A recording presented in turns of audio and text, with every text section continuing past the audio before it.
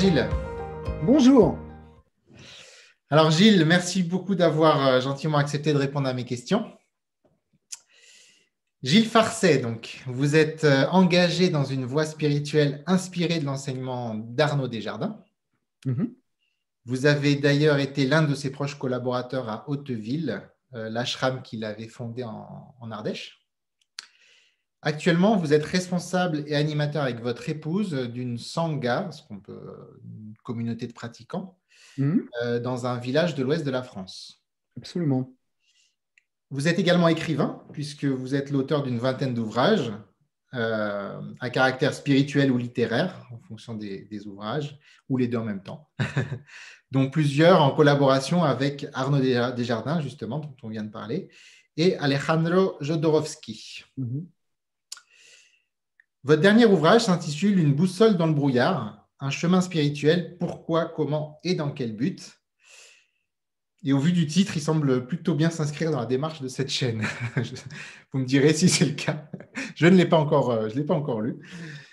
Gilles, est-ce que vous voulez ajouter quelque chose à cette petite description et parler peut-être un petit peu de votre ouvrage, si vous le souhaitez, avant de passer aux questions?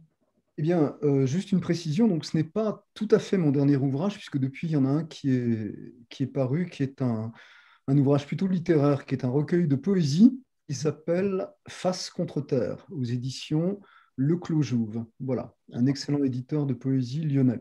Sinon, parler de mon ouvrage, c'est Une boussole dans le brouillard, c'est un livre, disons, de pédagogie spirituelle, si on peut appeler ça comme ça, où j'essaye, à la lumière finalement de quelques 40 ans de chemin, tant bien que mal, où j'essaye de faire un peu le point de manière, dans mon style, avec mon expérience, à la fois en tant que pratiquant, bien sûr, avant tout, et puis aussi en tant qu'instructeur, en tant qu'enseignant qui accompagne les autres sur leur chemin de pratique. Donc voilà, j'essaie de faire le point sur un certain nombre de choses. Et si l'ouvrage s'intitule Une boussole dans le brouillard, c'est parce que j'essaie dans cet ouvrage d'essayer de dissiper un certain nombre de malentendus, de confusions.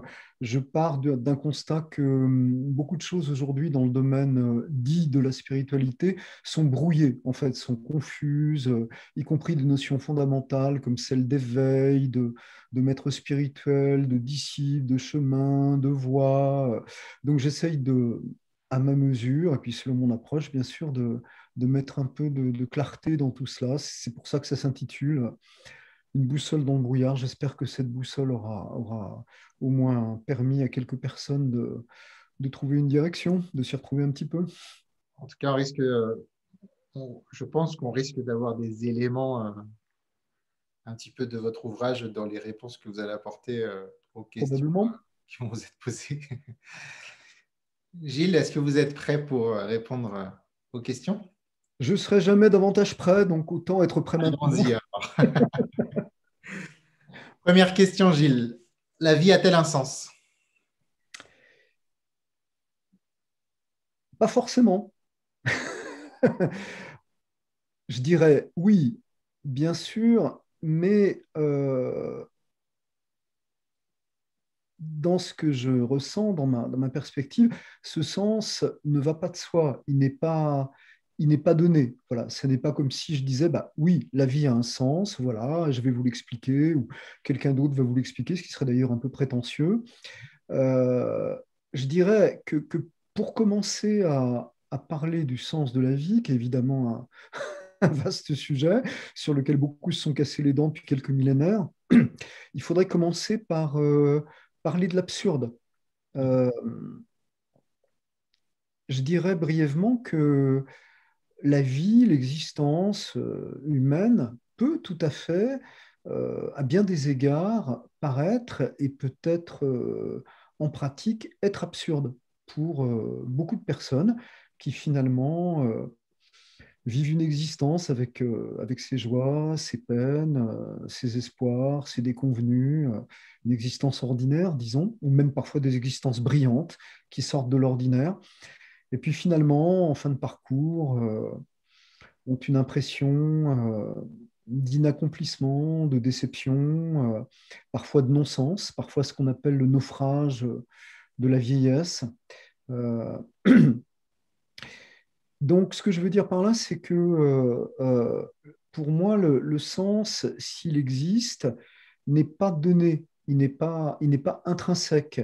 Je dirais par exemple que on dit souvent nos épreuves ont un sens, mais pas forcément. Je dirais que les épreuves que nous pouvons traverser, que nous traversons inévitablement en tant qu'être humain, plus ou moins grandes bien sûr, ont un sens à partir du moment où nous avons la possibilité, où nous faisons la démarche intérieure avant tout, d'extraire ce sens. Alors à ce moment-là, oui, ces épreuves prennent un sens. Je vais prendre un exemple très simple. J'ai comme beaucoup de lecteurs été très touchés du livre final de Christiane Singer, que j'ai un petit peu rencontré parfois de son vivant. C'était pas du tout quelqu'un de proche de moi, mais j'ai été très touché par son ouvrage final qu'elle a écrit donc, alors qu'elle est atteinte d'un cancer généralisé, mourante à l'hôpital, etc.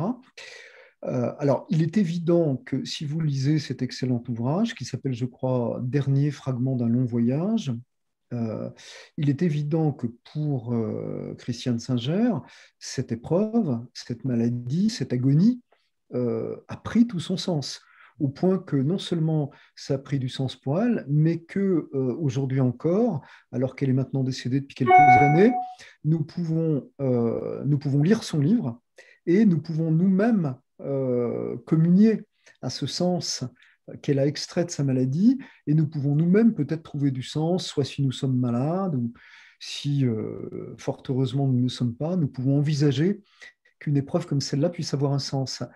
Mais combien de personnes sont malades, avec un cancer en phase terminale ou autre chose, et en fait ne trouvent aucun sens, sont dans la situation exacte où était Christiane Singer, physiquement, dans un lit d'hôpital, en fin de vie, en souffrance physique, et sont en grande détresse et ne trouvent aucun sens.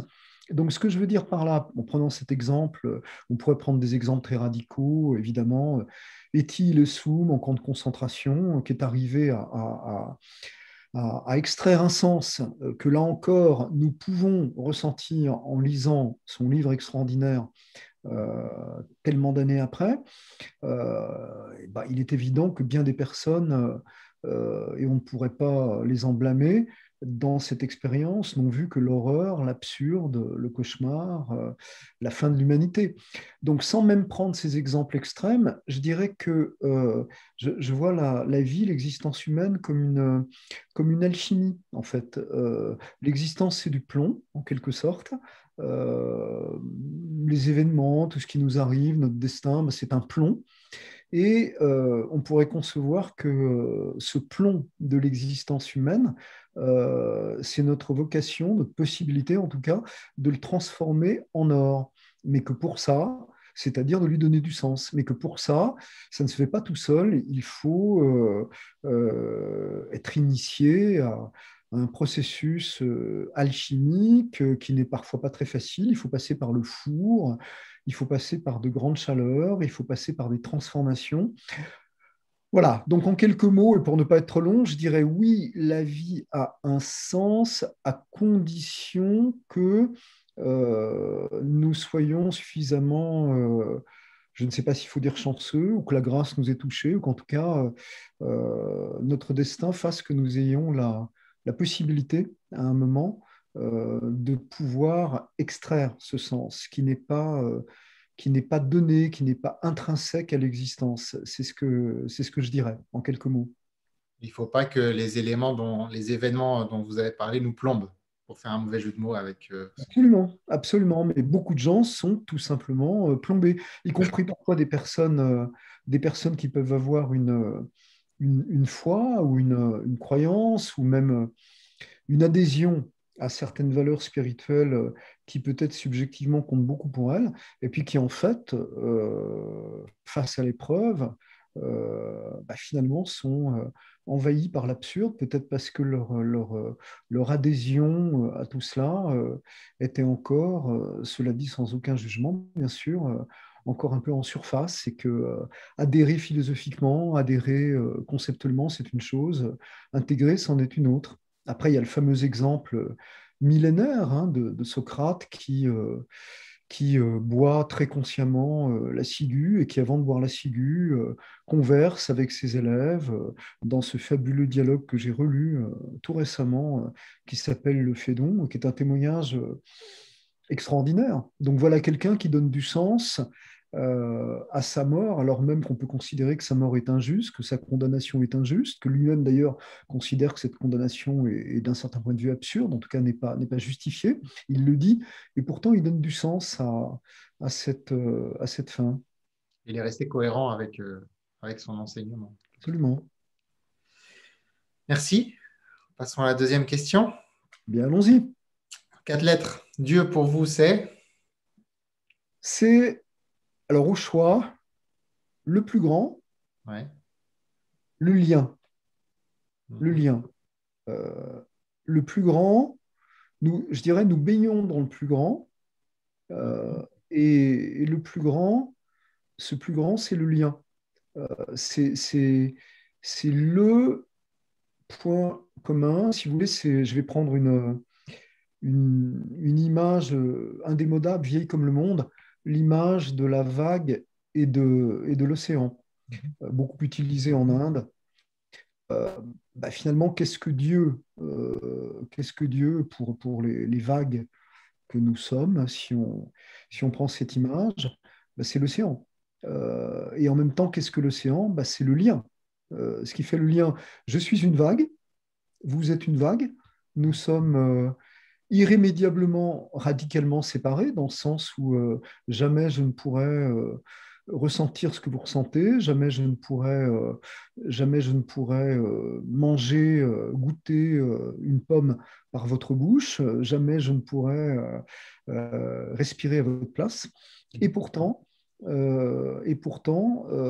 nous sommes, si on prend cette image, cette métaphore, nous sommes des vagues du même océan. Donc, ce qui nous relie, c'est cet océan d'où nous venons Mhm. et auquel nous retournons et que nous sommes en réalité en tant que vagues, finalement, avec toutes nos particularités de vagues, éphémères.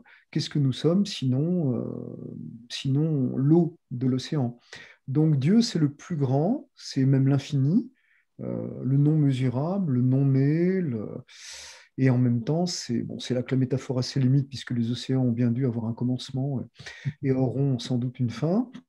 Espérons pas trop tôt, mais la métaphore donc a ses limites. Donc Dieu, si on emploie ce terme, c'est ce qui n'a jamais commencé, ce qui n'a jamais fini, et c'est le lien, c'est ce qui nous relie, c'est ce dont nous sommes une forme. Donc c'est aussi fondamentalement la non-séparation, qui est une notion essentielle, c'est le cas de le dire, euh, sur toute voie spirituelle. L'un des buts, si on l'exprime comme ça, de la voie spirituelle, c'est de réaliser de plus en plus cette réalité de la non-séparation, ou en tout cas d'émerger de plus en plus du sens de la séparation, qui n'est pas la même chose que le sens de la différence. Comme j'ai dit tout à l'heure, nous sommes différents et heureusement, c'est ce qui fait la richesse de l'humanité. Après, est-ce que nous sommes séparés? Je ne crois pas, mais différents, oui. Euh, Ça me va, je comprends bien. Je pense que vous rapprochez, enfin, ce qui est logique, puisque étant dans la voie spirituelle dans laquelle vous êtes, je pense que vous vous approchez des concepts orientaux, enfin de l'Inde, tout ce qui est du bouddhisme, hein, bouddhisme, hindouisme, on va dire. Ces notions-là, c'est l'océan qui se manifeste en des vagues. Justement, passons à la troisième question. Je pense qu'on Allons-y. va revenir sur les vagues, l'océan et. Vas-y. Voir ce qui se passe avec ces vagues. Après la mort, stop ou encore? Ça dépend de quel point de vue on se place. Je vais vous raconter très simplement un souvenir, en quelque sorte. Il y a des années, j'ai séjourné auprès d'un être, à mes yeux, tout à fait extraordinaire. Ben, j'en reparlerai peut-être tout à l'heure dans une question suivante, qui s'appelait Yogi Ramsurat Kumar, donc un personnage haut en couleur, un Indien. Et, et au sortir de mon séjour avec lui, après avoir, pour ainsi dire, baigné dans ce climat, dans cette atmosphère, dans ce qu'il émanait, j'ai réalisé en quelque sorte, même si après cette réalisation demandait oh que oui et ô combien à être patiemment et je dirais même laborieusement intégré, mais j'ai réalisé que ce qu'on allait appeler ma mort, la mort de Gilles, bon, et toutes les autres d'ailleurs, mais ce qu'on allait appeler ma mort serait finalement simplement un épisode. Alors certes, un épisode important pour moi-même, pour mes proches, mais ce serait un épisode dans un processus continu qui n'a pas de fin, qui est le processus du changement, c'est-à-dire de la vie.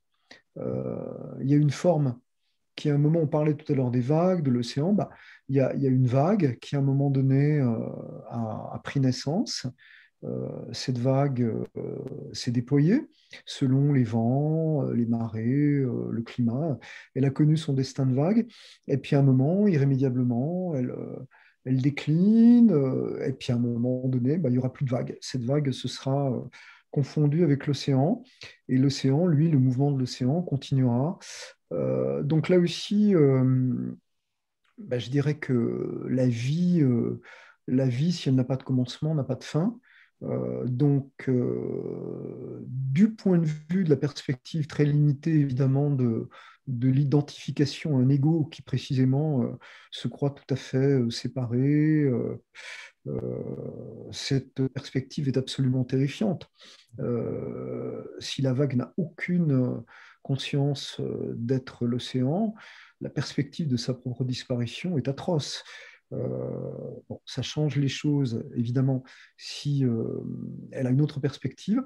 Après, il y a aussi une autre approche qui est que, parce que bien sûr, si on garde cette perspective de la vague qui revient à l'océan, alors on se fond dans un grand tout, mais alors qui se fond dans un grand tout? Qu'est-ce qui reste? Vous anticipez ma question suivante. Oui, je vous en prie, oui. Non, non, vous avez anticipé ce que j'allais vous demander. Donc, Voilà. Bien malin, bien présomptueux, celui qui pourrait se prononcer. Mais je vous disais tout à l'heure que j'ai relu récemment, que j'ai lu, parce que je ne suis pas sûr de l'avoir vraiment lu autrefois, le Phédon de Socrate, enfin de Platon, qui met en scène donc la mort de Socrate. Et dans ce dialogue extraordinaire, Socrate, d'une manière en fait très très proche d'un Swami Prajnapada, d'un Yogiram Surat Kumar ou d'autres, dit très clairement que pour lui, alors il utilise le mot âme, je ne sais pas quel mot il utilise précisément en grec, mais enfin en tout cas dans la traduction, c'est le mot âme qui est utilisé. Il dit que l'âme des personnes qui, pendant cette existence, ont en quelque sorte travaillé sur elles-mêmes, ont travaillé à être plus conscientes, plus responsables, plus présentes, a en quelque sorte cristallisé, et que pour ces personnes-là, alors à ce moment-là, ces personnes-là rejoindront, dans son langage, il dit, elles rejoindront le séjour d'Hadès, le séjour des dieux.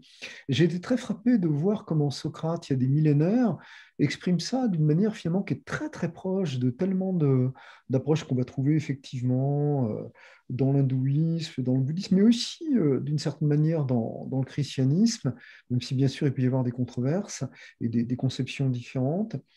Je pense aussi à une parole d'un homme qui a donné lieu à beaucoup de controverses, mais que pour ma part, j'admire énormément, même si je ne l'ai pas connu, M. Gurdjieff, qui dit l'homme n'a pas d'âme, mais il peut s'en forger une. Donc, on revient à la question de travail, d'alchimie. Et donc, il n'est pas impossible, après encore une fois, bien présomptueux sur celui qui se prononcerait sur ces questions, parce qu'après tout, on pourrait dire rigoureusement que nous n'en savons rien, mais il n'est pas impossible, en tout cas, des personnes aussi éloignées de nous dans le temps que Socrate en témoignent, d'autres beaucoup plus proches de nous en témoignent également, des personnes sages en témoignent. Il n'est pas impossible que, après ce que nous appelons la mort, qui d'ailleurs en Inde n'est pas opposé à la vie. Hein. On ne fait pas l'opposition la vie, la mort. On fait La l'opposition naissance. la naissance et la mort. Voilà. Donc après ce que nous appelons la mort, il n'est pas impossible que si quelque chose d'une présence a cristallisé en nous par un travail, il n'est pas impossible alors qu'effectivement quelque chose subsiste et d'une manière ou d'une autre poursuivre son chemin. D'accord. Mais ça serait une étape quelque part intermédiaire, le but ultime étant, comme vous l'avez dit peut-être tout à l'heure, d'un retour à la source ou d'un retour à... Comme... Séjourner avec Hadès, Pardon? séjourner avec Hadès, comme dirait Socrate, hein, Ouais. s'installer dans le séjour d'Hadès, s'installer à la droite du, enfin pas à la droite du Père, ça c'est la place du Christ, mais s'installer, s'installer, je ne sais pas, au pied du Père, s'installer, enfin on peut utiliser différentes, différentes images, dans la communion des saints, au paradis, la ronde des élus, des images peut-être désuètes, mais qui disent quelque chose. Parce que c'est vrai que tout à l'heure, vous disiez justement que ça serait dommage de se représenter comme un ego justement séparé. Euh, Déjà, ça serait présomptueux, effectivement, et puis ça serait faux quelque part, mais n'y a-t-il pas une beauté, justement, comme vous disiez, on n'est pas les mêmes, en fait, chaque vague est différente, et n'y aurait-il pas une beauté à ce que ces différences continuent d'exister quelque part? C'est-à-dire qu'il y ait une mosaïque plutôt qu'une sorte d'homogénéité, quoi. Certainement, certainement. Après, je crois que là, nous touchons vraiment. Moi, je suis un grand fan, si j'ose dire, de la différence, de la singularité, du mystère unique d'un être humain qui fait qu'une personne est une personne unique, avec tout ce qu'elle peut avoir de tellement mystérieux qu'on peut lire à travers son regard. On entend beaucoup de choses dans une voix aussi. Quand j'étais jeune, j'étais producteur de radio et donc j'étais forcément sensible à la voix.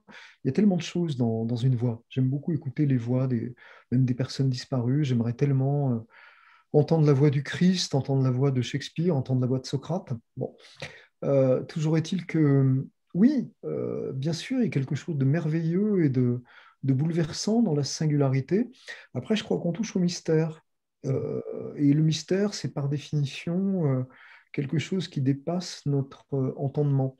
Est-ce que quelque chose ne peut pas subsister effectivement d'une singularité en même temps que cette singularité, d'une certaine manière, retourne à son origine? Parce que en même temps, tout ce qui fait notre singularité, à vous et à moi, d'une certaine manière, ça paraît conditionné. C'est-à-dire que la personne que je suis, enfin, espérons que je ne suis pas une trop vilaine personne, mais bon, si belle, avec sa beauté, avec sa singularité, cette personne est en grande partie, alors elle a son mystère unique, et puis elle est en grande partie le fruit de mon destin, de mes origines, des autres personnes que j'ai rencontrées dans ma vie. Donc il est évident que tout ça, tout ce qui fait la forme particulière de cette vague et procède beaucoup de choses relatives, de choses conditionnées qui vont en quelque sorte se décomposer à partir du moment c'est un peu, vous savez, me vient souvent l'image d'un déménagement. Quand vous êtes chez vous et que vous avez aménagé votre espace, à un moment donné, si vous déménagez, que vous quittez pour toujours un endroit, vous allez démanteler, vous allez décomposer un espace qui était composé, ne serait-ce que la décoration, les meubles, etc. Cet espace qui existait, que vous reconnaissiez, va être à jamais décomposé. On ne retrouvera plus jamais cet espace unique qu'était votre salon tel qu'il était à cet endroit. Après, vous pouvez, avec les objets que vous avez gardés, vous allez reconstituer un salon ailleurs, mais ça ne sera jamais, même si vous avez les mêmes objets, le même canapé, la même table, ça ne sera jamais le même. Ça sera encore différent. Il y aura des espaces d'un autre, venus d'ailleurs, qui se seront recomposés autrement. Donc, on est obligé pour ça d'utiliser des métaphores, des images, pour approcher ce mystère qui nous dépasse. Mais encore une fois, je suis un grand fan de la singularité. Et effectivement, comment est-ce qu'on peut concilier ce retour à l'origine, en quelque sorte, et Union sans cette confusion, quoi. différence. Ouais. Union sans confusion. Merci, je pense qu'on a fait le tour de la question, en tout cas à notre niveau. Tout à fait. Quatrième question, vous avez commencé à y répondre tout à l'heure. Je ne vais pas le prononcer à votre place, mais un personnage spirituel qui vous a marqué? Alors, j'ai droit qu'à un seul. Non, vous avez le droit à tout ce que vous voulez. Bon, alors, je vais redire donc Yogiram Surat Kumar. Donc, il se trouve que j'avais une petite photo de lui dans ce bureau, donc je le montre à l'image, qui m'a énormément marqué, bouleversé. Il est décédé, je crois, vers l'an 2000, à peu près. J'ai rencontré à la fin de sa vie, vers, je ne sais même plus les dates, vers 1995. Un autre qui m'a évidemment beaucoup marqué, c'est bien sûr Arnaud Desjardins, que vous avez cité, qui était mon ami spirituel, celui qui m'a guidé sur le chemin pendant 30 ans et qui d'une certaine manière continue. Lee Lozovic, qui était un grand ami, un Américain qui est également décédé peu de temps avant Arnaud Desjardins d'ailleurs, qui était un très grand ami, un homme, à mon sens, d'une grande dimension spirituelle, dont Dans la même voie que Arnaud Desjardins, non, ou c'est pas autre dans chose? la même voie. Alors, Lilosevic était élève justement de Yogi Ram Surat Kumar. C'est par lui que j'ai connu Yogi Ram Surat Kumar, mais il était très proche d'Arnaud Desjardins. Enfin, il se trouve que je les avais présentés il y a très longtemps, mais ils sont devenus très proches. Et bon, c'était quelqu'un, à mon sens, d'une grande dimension. Et puis sinon, il y a des personnes que je n'ai jamais. Donc là, j'ai cité trois personnes que j'ai eu le grand privilège de rencontrer, pour certaines vraiment de côtoyer pendant longtemps, comme Arnaud Desjardins. Euh, et puis, il y a des personnes que je n'ai évidemment jamais rencontrées, mais qui m'ont tellement marqué, tout simplement le Christ. Euh, je suis, euh, j'ai utilisé des métaphores hindoues, mais je suis extrêmement sensible et de plus en plus, je dirais, aux évangiles. Je trouve que c'est un texte absolument extraordinaire sur tous les plans, dont je n'ai jamais fini d'explorer l'insondable richesse, indépendamment même des croyances, du statut précis que l'on attribue ou pas au Christ, etc. Donc le Christ, Jésus de Nazareth, Monsieur Gurdjieff, que j'ai cité tout à l'heure, que je n'ai pas rencontré puisqu'il est mort en 1949, mais j'ai eu la chance de pouvoir aller un jour avec quelqu'un de sa lignée dans l'appartement qu'il a occupé pendant très longtemps à Paris et qui a été conservé un petit peu comme un sanctuaire. Et là, j'ai vraiment été très, très touché par ce que j'ai senti de sa présence. C'est quelqu'un dont l'enseignement m'accompagne aussi beaucoup. Voilà, je m'arrêterai là. Il y en aurait certainement d'autres, mais voilà. Ça marche. Merci beaucoup pour ce partage. Ah oui, non, je veux quand même encore dire, excusez-moi, je ne peux pas ne pas mentionner encore une personne que j'allais, je ne sais pourquoi oublier, alors qu'il est tellement présent pour moi. C'est mon très cher ami Yvan Amar, qui est mort très jeune, à 40 ans, je crois, en 99, si mes souvenirs sont bons. Donc, il avait à peu près 10 ans de plus que moi. Et pour moi, c'était quelqu'un qui... C'était une des grandes présences spirituelles, en tout cas en Europe, et en France certainement, au XXe siècle. Et c'est quelqu'un qui, bon, dont j'ai eu la chance d'être proche. C'était comme un grand frère pour moi, mais qui m'a énormément marqué. Son livre L'effort et la grâce, me, me- me paraît vraiment un livre absolument essentiel. Pour ceux qui ne le connaissent pas, Yvan Amar, donc il était, vous pouvez en dire un petit peu plus? Moi, Euh, personnellement.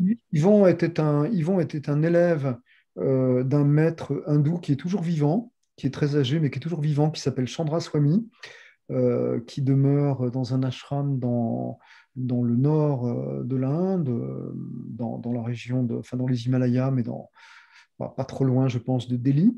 Et Yvan était un homme bon, de culture juive, d'une immense culture spirituelle, philosophique, et qui était un témoin extraordinaire d'une liberté, d'une sagesse, d'une poésie, d'un humour, d'une tendresse. Et c'est quelqu'un donc, qui a écrit des livres, plusieurs chez... Enfin, son livre a été publié de manière quasiment posthume, puisqu'il est paru quelques semaines avant sa mort. Et puis ensuite, plusieurs autres livres de lui sont parus chez Albin Michel aux éditions du Relier. Et on parlait de la mort tout à l'heure. Son épouse Nadège, avec Marie de Henzel, ont écrit un livre, un très beau livre, qui s'appelle, je crois, Mourir les yeux ouverts, et qui relate, enfin, qui est une réflexion bien sûr sur la mort, mais qui relate la mort, les derniers jours et les dernières années d'Ivan, qui était atteint d'une maladie incurable. Donc voilà, c'est quelqu'un qui m'a beaucoup marqué. Parfait, merci. C'est tout. On en reste là sur cette question. On Sûr? s'arrête là, C'est vos derniers mots? sûr, absolument. Passons à la cinquième question et dernière. Le livre ou le film que vous recommanderiez à un ami en perte de sens? Alors ça, On c'est a une déjà question cité difficile. quelques-uns, mais Euh, Comment? vous en avez Pardon. déjà cité quelques-uns, mais Oui, je vais vous citer quelques-uns. Un film, tiens, un film. Il y a un film, je parlais des évangiles, il y a un film euh, qui est un de mes films favoris de tous les temps, qui m'a énormément marqué, qui est un film de Jean-Pierre Melville, grand réalisateur, très connu surtout pour des films, disons, qu'on va qualifier de policiers, mais enfin qui sont souvent un peu des drames métaphysiques, comme Le Samouraï avec Alain Delon, ou autre chose comme ça.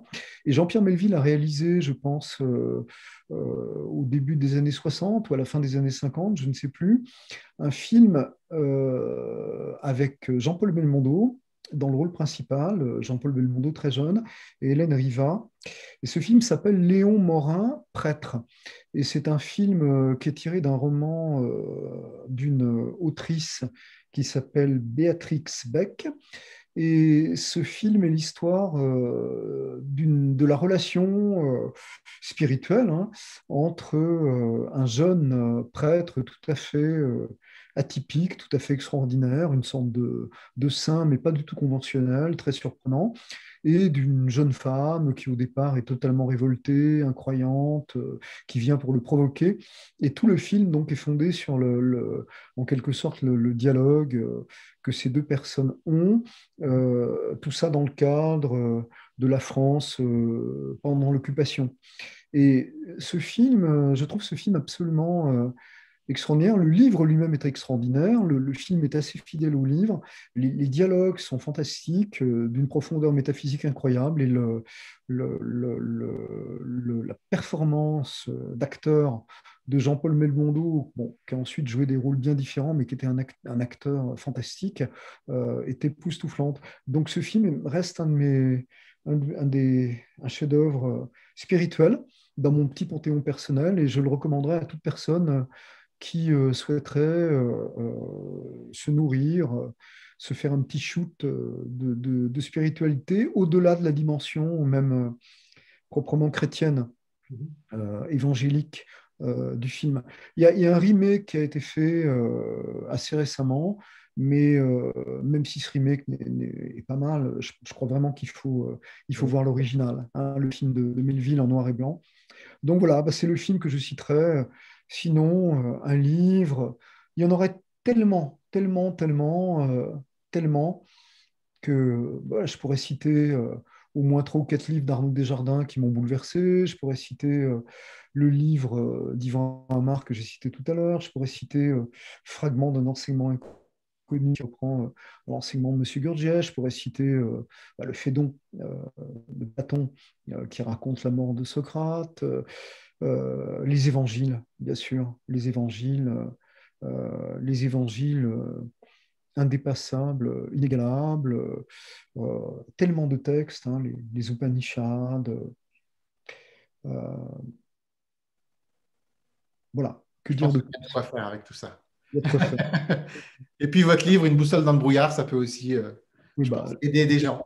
je Hein. ne, je ne- je Je ne n'aurais pas, dirais pas, mais bon. je n'aurais pas la folie de le mettre au niveau des évangiles du Phédon ou même des grands livres que j'ai cités précédemment. Mais enfin, si ce livre peut Aider. effectivement Là pour aider ça. certaines personnes, j'en suis très heureux.